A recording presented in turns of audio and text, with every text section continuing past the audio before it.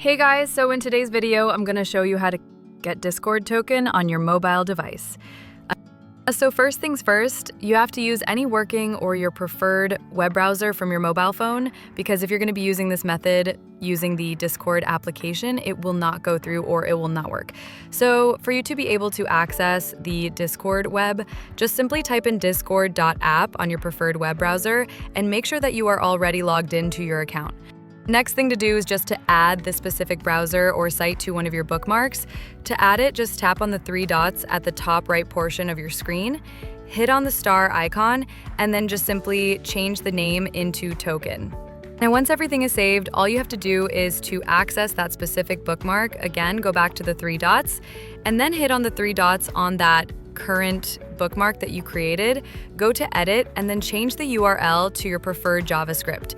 Now, this specific JavaScript will also be posted in the description down below. Just simply copy this all, go back to your Discord web, and then paste it under the URL. Now, if you go back, it will automatically be saved. And then to activate it, simply tap on the bookmark that you created and you're good to go. So that is how you get Discord token on mobile. So yeah, if you find this video helpful, just like this video and subscribe to my channel. Thank you.